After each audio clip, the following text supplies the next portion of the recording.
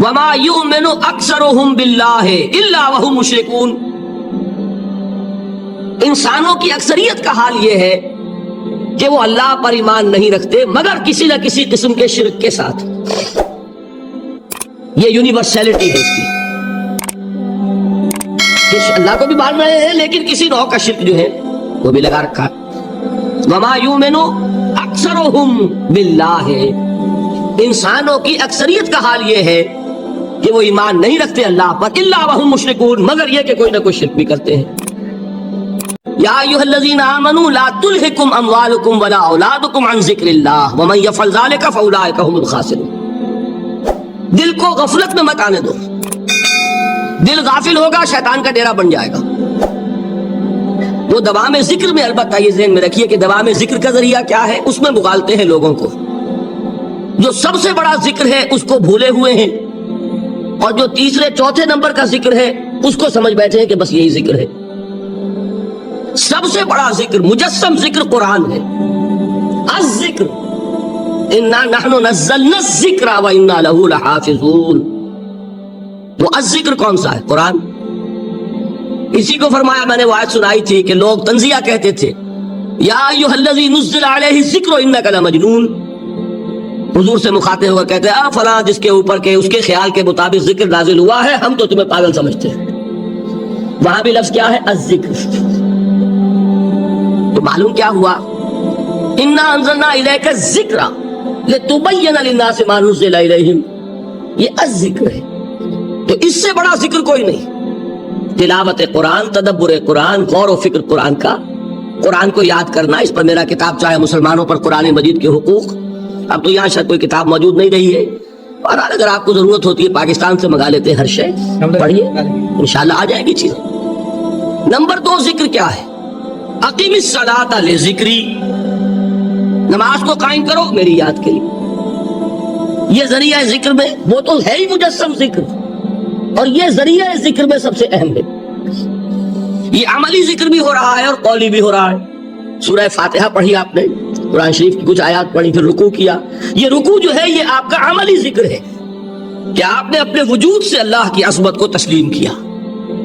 پھر آپ سجدے میں گرے، یہ آپ کا عملی ذکر ہے کہ اپنے وجود سے آپ نے اللہ کی عظمت کو اور تسلیم کیا. تیسری چیز ہے مسنون دعائیں اور مسنون اذکار جو حضور سے ثابت. ہمارے ہاں کیا ہو گیا، مجھے فلاں بزرگ نے یہ چیز بتائی ہے، وہ تو پڑھتے چلے جا رہے ہیں.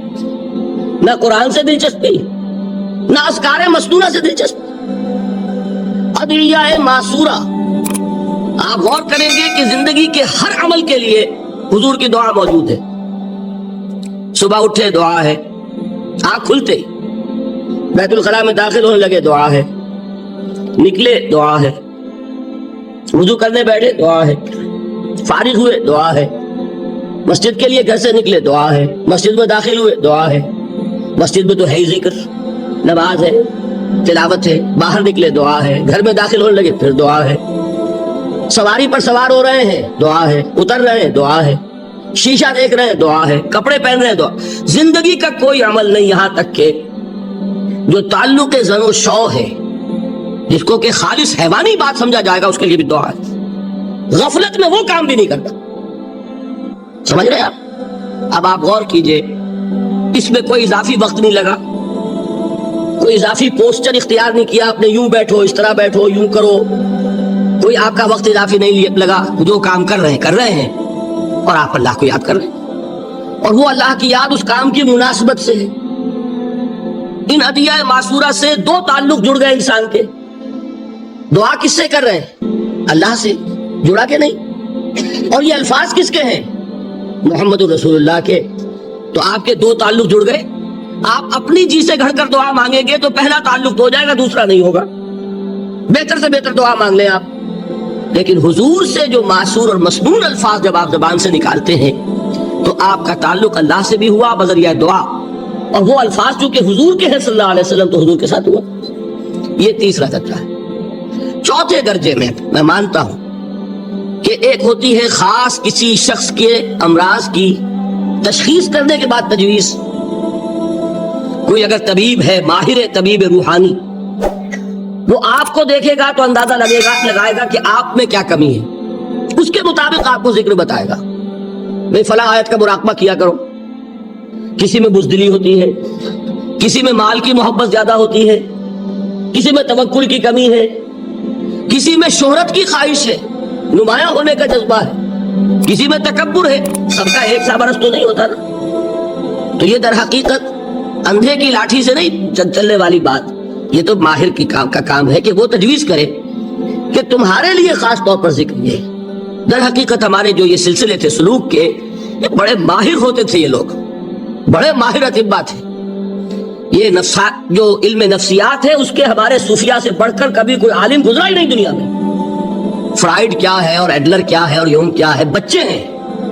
ہمارے صوفیاء کرام نے جس طرح انسان کی نفسیات کو سمجھا اور وہ ان کی مناسبت سے تجویز کرتے تھے، لیکن اس کو رکھا جائے گا چوتھے نمبر پر۔ جیسے مولانا احمد علی صاحب فرمایا کرتے تھے، بھائی اس آیت کا مراقبہ کیا کرو۔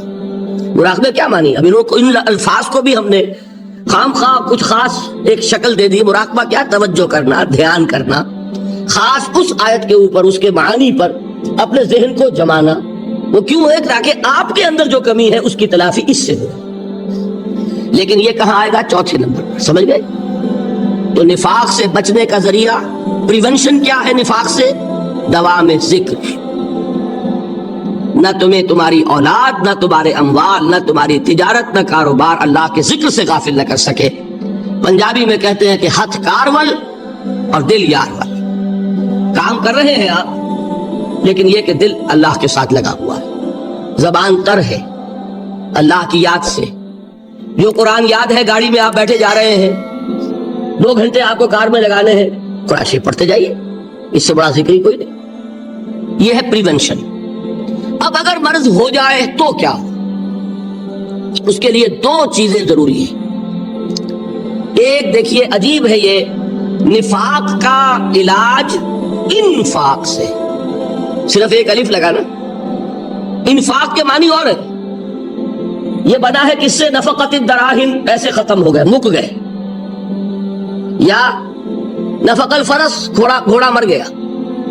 تو مال کو کھپانا، لگانا اللہ کی راہ میں، اگر دل میں نفاق کی کوئی آلائش آئی ہے تو اس کا ازالہ ہوگا انفاق فی سبیل اللہ سے۔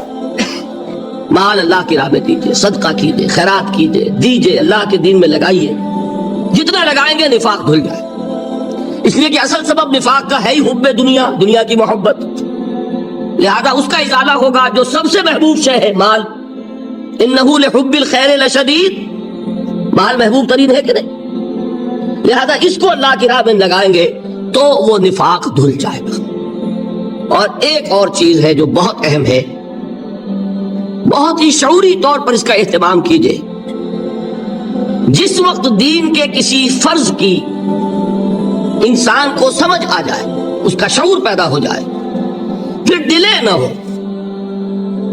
ذرا سا ڈیلے جو ہے اس پر عمل کرنے میں، یہ در حقیقت نفاق کو جڑ پکڑنے کا موقع دینا ہے۔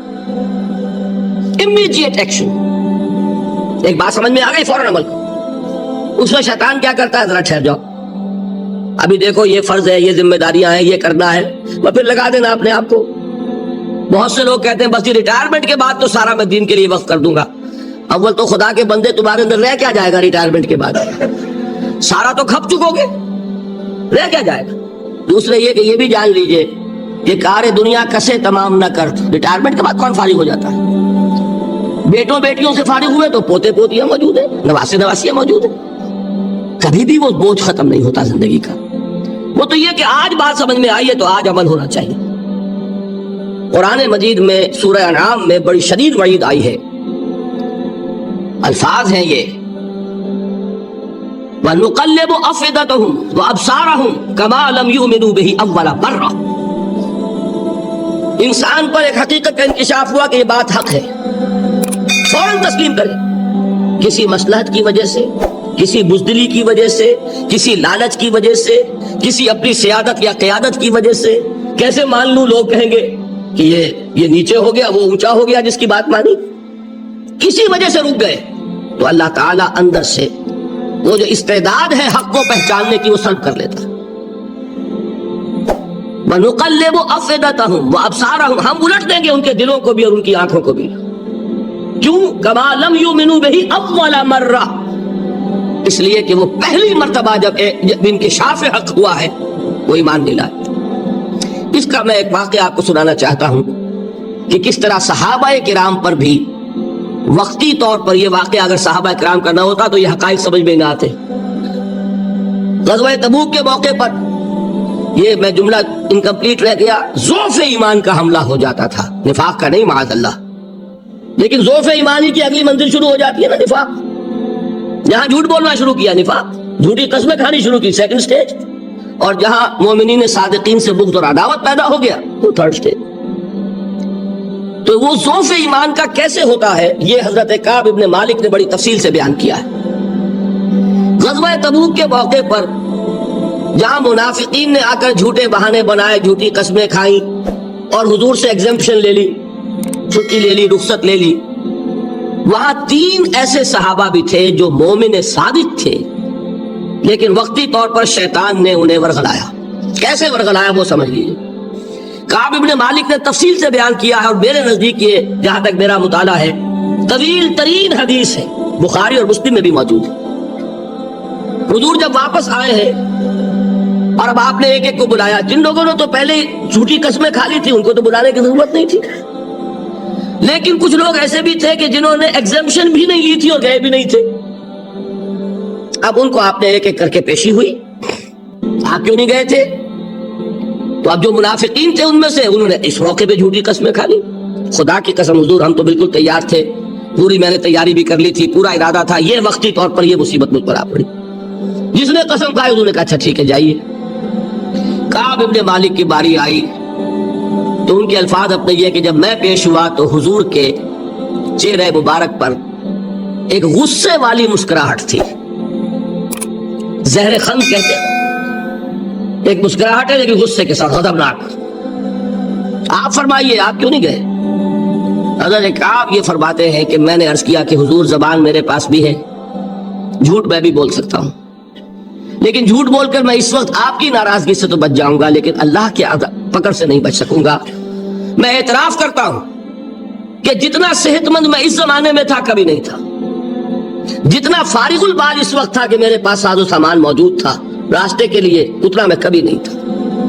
لیکن ہوا کیا؟ ہوا یہ کہ مجھے میرے نفس نے، شیطان نے پٹی پڑھائی. وہ پٹی کیا پڑھائی؟ کہ حضور تو 30,000 کے لشکر کے ساتھ چلیں گے تو لشکر تو سلولی موو کرے گا نا، تمہارے پاس بڑی تکڑی، بڑی توانا صحت مند اونٹنی ہے، تم ذرا 2 دن بعد چلنا تیزی کے ساتھ اور حضور سے مل جانا، بس یہ تاخیر کارواں. تو انہیں خیال آیا کہ ابھی 2 دن گھر کی ٹھنڈی چھاؤں ہے، میں یہاں پہ جو آرام ہے وہ کر لوں. مجھے جگر کا شعر یاد آیا ہے کہ تپتی راہیں مجھ کو پکاریں، دامن پکڑے چھاؤں گھنیری. ایک طرف فرض کی پکار ہے، اس میں تو ظاہر بات ہے کہ وہ تپتی راہیں ہیں. لا تنفروا فی الحر سنا چکا ہوں آیت. یہاں گھر میں، نخلستان میں، کھجوروں کی چھاؤں میں، اہل و عیال میں یہ ٹھنڈی چھاؤں جو ہے یہ پکڑ رہی ہے. بھائی 2 دن ٹھہر کے چلے جانا، ٹھیک ہے، کوئی نیت میں خرابی نہیں ہے نا. اس کے بعد پھر جب ابھی 2 دن اور ٹھہر جاؤ، یہ تو بڑا لمبا سفر ہے، ذرا تیز اور دوڑ لینا. تو فرماتے ہیں کہ حضور میں اسی طریقے سے تاخیر و تعویق میں پڑا رہا، یہاں تک کہ ایک روز اچانک مجھ پر یہ چیز منکشف ہوئی کہ تو میں چاہے کتنا بھی تیز چل لوں میں آپ سے نہیں مل سکتا. میرے اعصاب ڈھیلے ہو گئے، اس طرح میں محروم رہ گیا. حضور نے بائیکاٹ کا حکم دیا صحابہ کو. 3 صحابہ تھے ایسے، 2 اور تھے جنہوں نے اسی طریقے سے اعتراف کیا. حضور نے حکم دے دیا کوئی ان سے گفتگو نہ کرے، سوشل بائیکاٹ. بڑی سخت سزا تھی جو دی گئی ہے، اس کی بڑی تفاصیل ہے. اللہ تعالیٰ شوق دے تو وہ حدیث پوری پڑھیے. میں نے تو 2 جمعوں میں ایک مرتبہ صرف اس ایک حدیث کو بیان کیا تھا.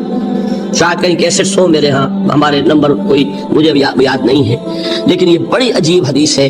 لیکن اس میں جو اصل سبق ہے وہ کیا ہے؟ اس طریقے سے شیطان لے تو لال، تاخیر، تعویق، ابھی کیا جلدی ہے، ذرا اس کام سے فارغ ہو لو، ذرا پھر تلافی کر لینا، ذرا زیادہ زور سے کام کر لینا. یہ وہ چیز ہے کہ جو وہ تو خیر صحابی تھے، بچ گئے، اگر وہاں جھوٹی قسم بھی کھا دیتے تو گئے تھے.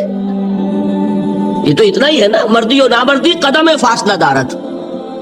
اس میں تو یہی ہے کہ ذرا ایک جھوٹی قسم کھا دیتے, جھوٹے بہانہ بنا دیتے تو اب ذوق ایمان نہ رہتا, وہ نفاق کی سند شروع ہو جاتی. وہ اللہ تعالیٰ نے ان کو بچایا, لیکن یہ کہ ہم کیسے بچیں گے اگر ہم نے یہ روش اختیار کی. لہذا 3 کام, دوام ذکر نمبر 1, اس کی میں شرح کر چکا ہوں, 4 اذکار یاد کر لیجئے گا ان کو, ورنہ کیا فائدہ. نمبر 2, انفاق فی سبیل اللہ, نفاق کا علاج انفاق سے.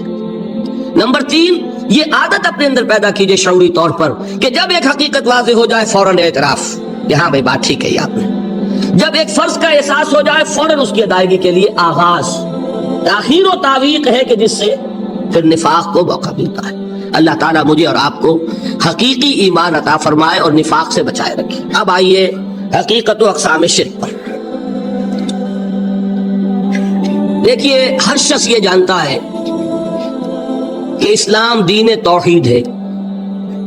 ایک لفظ میں اگر کہیں گے تو اسلام کا سب سے بڑا وصف, سب سے بڑی علامت توحید. مجھے اقبال نے کہا کہ توحید کی امانت سینوں میں ہے ہمارے, آسان نہیں مٹانا نام و نشاں ہمارا. تو توحید ہے. توحید کی ضد ہے شرک. ٹھیک, اس سے میں ایک نتیجہ نکالتا ہوں, کوئی مسلمان جان بوجھ کر مشرک نہیں ہو سکتا. یہ میرا نتیجہ ہے, جان بوجھ کر مشرک نہیں ہو سکتا. وہ شرک میں مبتلا ہوگا تو نہ سمجھی میں ہوگا, نہ دانی میں ہوگا, وہ اسے شرک نہیں سمجھے گا. یہ ممکن نہیں ہے کہ کوئی مسلمان ہو, گیا سے گیا مسلمان, گزرا سے گزرا مسلمان, گھٹیا سے گھٹیا مسلمان, لیکن وہ شرک کو شرک سمجھتے ہوئے اس پہ آلودہ ہوتا کیا سمجھ میں نہیں آتا کہ شرک. تو ضرورت بہت ہے کہ ہم یہ پہچانیں کہ یہ شرک ہے کیا. دوسری بات یہ جان لیجئے, ہمارے دین میں ناقابل عفو جرم کون سا ہے؟ شرک. 2 مرتبہ بیان فرمایا گیا سورہ نساء میں صرف, ان اللہ لا یغفر ان یشرک بہ ویغفر ما دون ذلک لمن یشاء. اللہ تعالیٰ اسے تو ہرگز نہیں بخشے گا کہ اس کے ساتھ شرک کیا جائے, ہاں اس سے کم تر جس کو چاہے گا معاف فرما دے گا. نوٹ کر لیجئے, اس کی بھی اندر بھی اوپن لائسنس نہیں ہے کہ بقیہ سارے گناہ لازماً معاف کر دے گا. یہ نہیں ہے, اس سے تو آپ میں جرت پیدا ہو جائے گی, باقی سب کیے جاؤ. یہ نہیں, جس کو چاہے گا بخش دے گا, لیکن امید ضرور دلا دی کہ شرک سے کم تر کوئی گناہ ہو تو اس کے بخشش کی بغیر توبہ کے اللہ تعالیٰ نے امید دلائی. توبہ سے تو شرک بھی معاف ہو جائے گا. اس سے مراد کیا ہے؟ بغیر توبہ کے. اللہ تعالیٰ نے فرمایا کہ اور گناہوں کے بارے میں تو امید کی جا سکتی ہے, لیکن شرک کے بارے میں ہرگز نہیں. اہمیت واضح ہو گئی. مزید نمبر 3, اس شرک کی ہماگیریت کا عالم یہ ہے کہ سورہ یوسف کی آیہ مبارکہ ہے. چوتھی بات یہ سمجھیے کہ شرک ہر دور میں بھیس بدل کر آتا ہے. یہ ضروری نہیں ہے کہ شرک کی جو قسمیں آج سے 200 برس پہلے تھی صرف وہی آج بھی رہے. ہو سکتا ہے کہ بالکل نئی شکلیں اس شرک نے اختیار کر لیں. اس سے کیا نتیجہ نکلا کہ اگر اجتہادی بصیرت نہیں ہوگی تو ہو سکتا ہے کہ ایک شخص جو ہمارے سابق علماء نے لکھ دیا کہ یہ چیز شرک, یہ چیز شرک, یہ چیز شرک, یہ چیز شرک, آج سے 500 برس پہلے کا انسان بڑے سے بڑا عالم دین اپنے زمانے کے شرک کو پہچان کر تو لکھ سکتا ہے. اس سے تو آپ بچ رہے ہیں. امام ابن تیمیہ نے اس کو شرک قرار دیا, اس کو شرک قرار دیا, اس کو شرک قرار دیا. کوئی شخص ہے جو اس سے تو بچ گیا.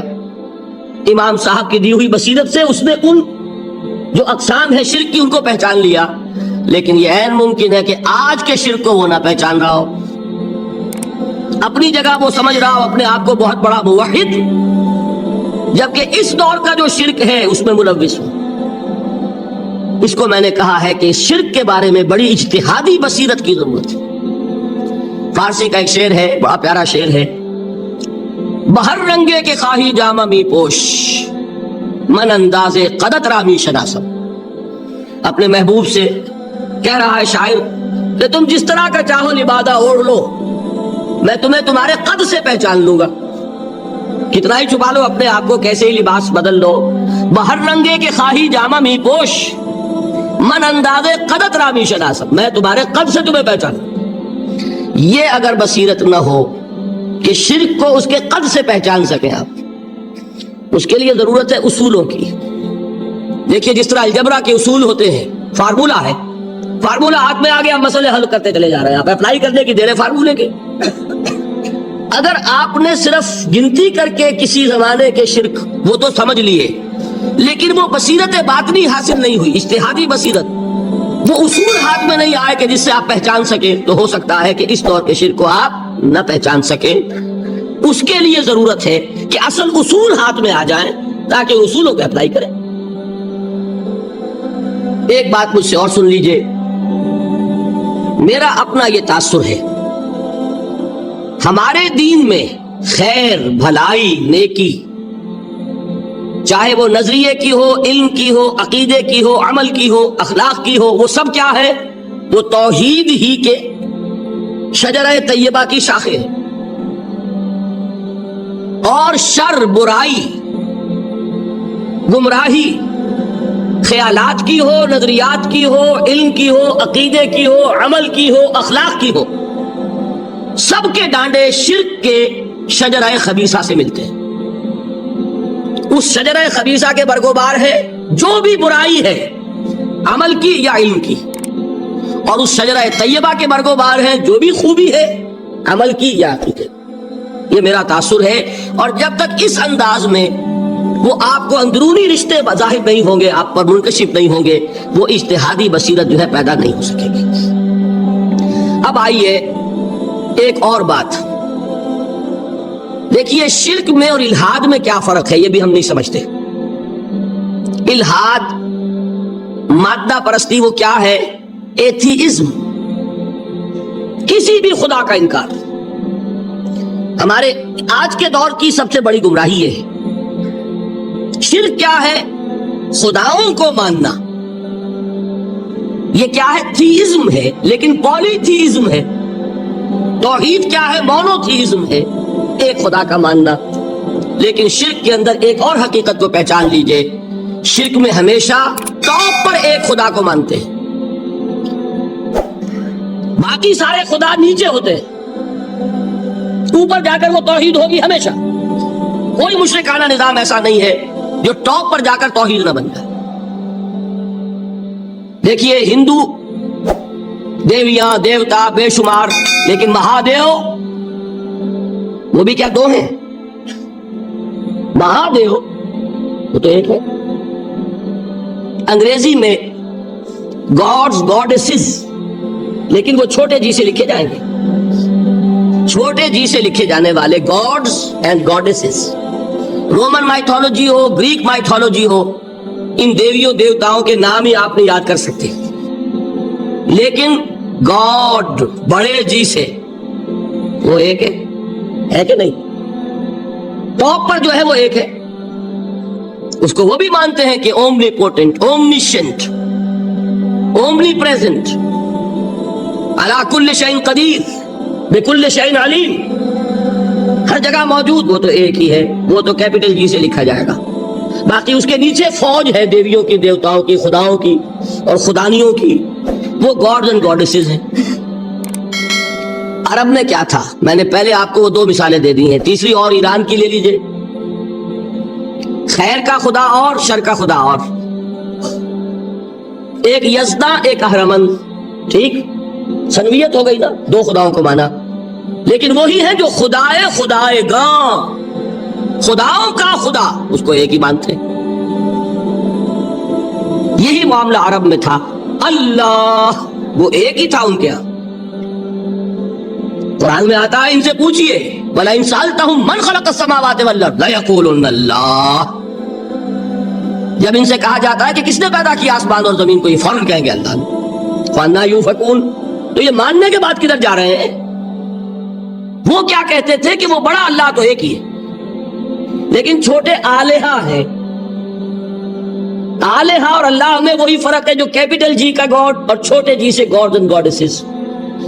وہی فرق ہے کہ جو مہادیو اور دیویوں اور دیوتاؤں میں ہے، وہی وہاں تھا اللہ، وہ ایک اور سپریم، سب سے بالا تر، اس سے اوپر کوئی نہیں، تخلیق میں اس کا کوئی ساجی نہیں، لیکن اس نے کچھ آلہہ ہیں جنہیں کچھ اختیارات تقسیم کیے ہوئے، کچھ اس کے لاڈلی ہستیاں ہیں جو سفارش کر سکتی ہیں۔ بس یہ شرک تھا مشرکین مکہ کا۔ بات سمجھ رہے؟ اس کا جائزہ لیں گے تو آپ کو، اور جو آج شرک کی اقسام میں بیان کروں گا اس کو ہاتھ میں لیں گے تو کسی موحد کا تلاش کرنا مشکل ہو جائے گا۔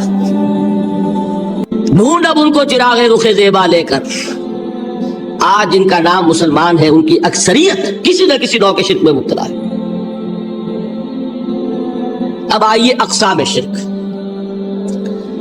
اقسام شرک میں بھی وہی کیفیت ہے جو نفاق کے بارے میں میں نے عرض کی تھی کہ ایک تقسیم یہ ہے جو علماء نے کی ہے، ایک ہے عقیدے کا نفاق، ایک ہے عمل کا نفاق۔ اسی طرح ایک ہے عقیدے کا شرک، ایک ہے عمل کا شرک۔ عقیدے میں نہیں، عمل میں ہے۔ ایک تقسیم آپ نے سنی ہوگی شرک جلی، شرک خفی، ایک ہے ننگا شرک، کھلم کھلا شرک، ایک ہے چھپا ہوا شرک جو نظر نہیں آتا۔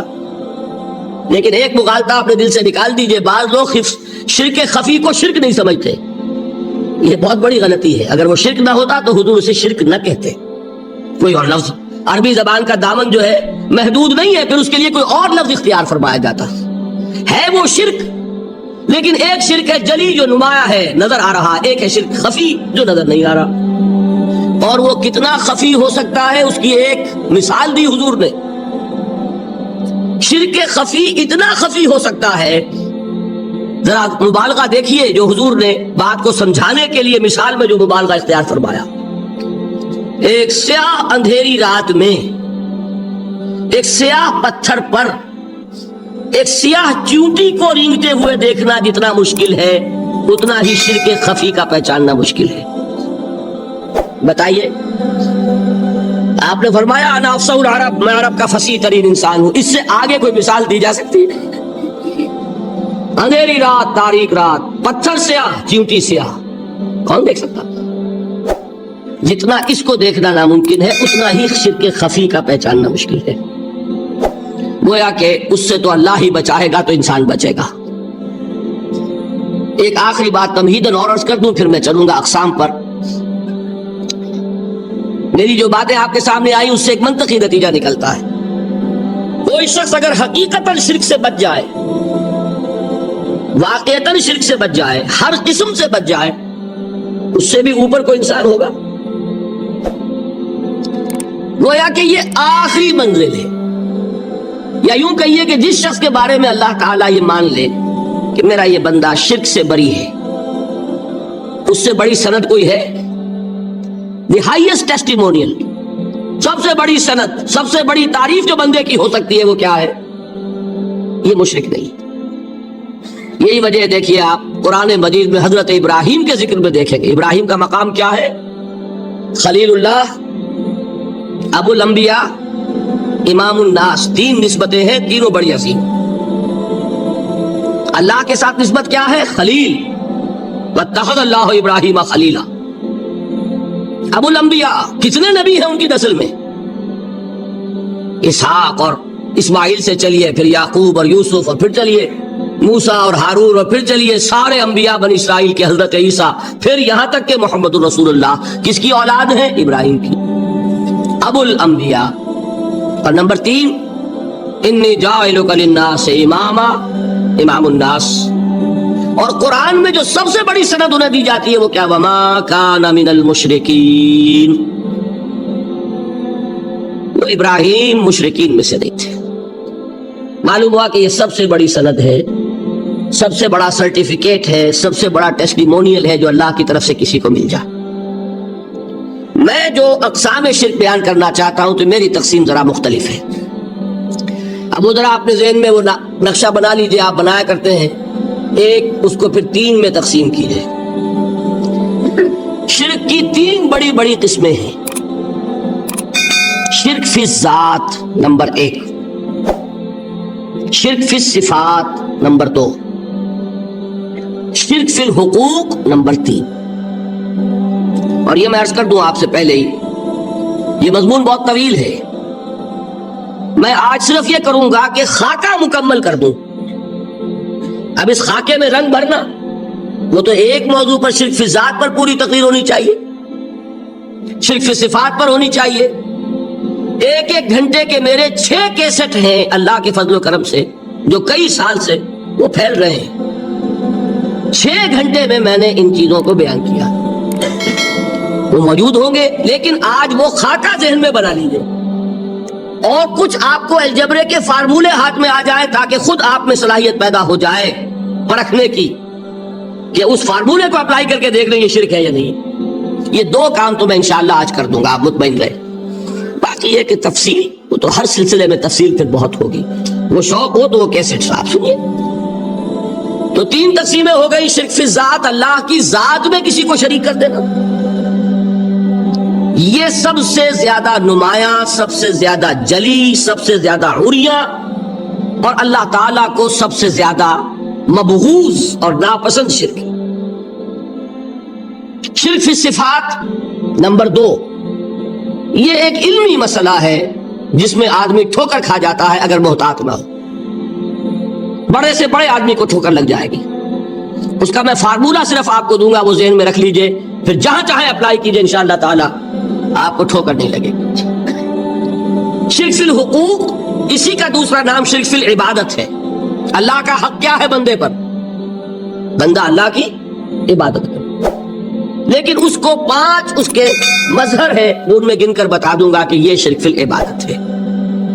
شرک فی العبادت کی اکثر شکلیں وہ ہیں کہ جو عملی شرک علماء جسے کہتے ہیں، اور اس کی شکلیں وہ ہو جائیں گی جن کو شرک خفی کہتے ہیں۔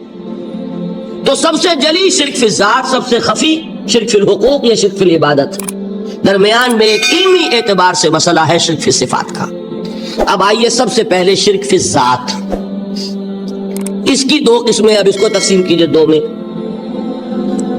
ایک قسم جو زیادہ جلی ہے، زیادہ عریاں ہے، زیادہ ننگی ہے، یہ عجب ستم ظریفی ہے تاریخ کی کہ وہ ان قوموں میں پیدا ہوئی جو اپنا تعلق رسولوں سے جوڑتی ہے۔